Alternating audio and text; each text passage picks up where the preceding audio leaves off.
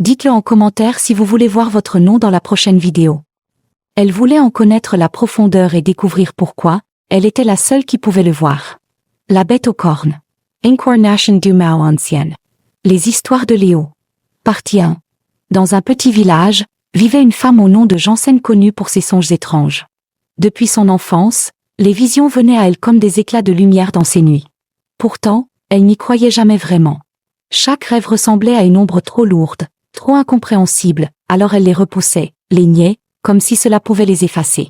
Mais elle remarquait que, tôt ou tard, les choses qu'elle rêvait finissaient par s'accomplir. Mais ne trouvait pas le moyen de l'expliquer par peur d'être jugée ou accusée.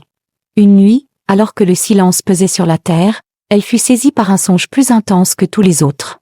Dans l'obscurité de son esprit, elle vit les animaux de la forêt, des bêtes qu'elle connaissait et d'autres qu'aucun humain n'avait jamais vues, s'avancer vers le village avec une colère sauvage. Ils venaient non pas pour chasser, mais pour anéantir les hommes. À leur tête marchait une créature terrifiante, une grande bête cornue, étrange, dont le corps semblait mêler chair humaine et membres animaux.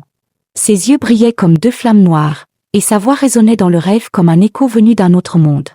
Dans ce chaos, la femme se retrouva tenant un bâton lumineux, qu'elle n'avait jamais vu auparavant. Instinctivement, elle s'avança et fit face à l'armée des bêtes. Chaque fois qu'elle levait le bâton, les animaux s'arrêtaient, rugissaient, mais ne pouvaient franchir le seuil du village. Elle résistait seule, son corps tremblant mais son regard fixe, jusqu'à ce qu'un cri monstrueux déchire la nuit. Soudain, elle se réveilla, le souffle coupé, trempé de sueur. Son cœur battait comme un tambour, et cette fois, elle sut.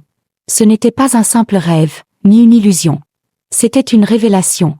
Un avertissement que nul ne devait ignorer. Elle comprit que, la peur naît du fait que ce qu'elle a toujours nié revient cette fois avec une force inarrêtable.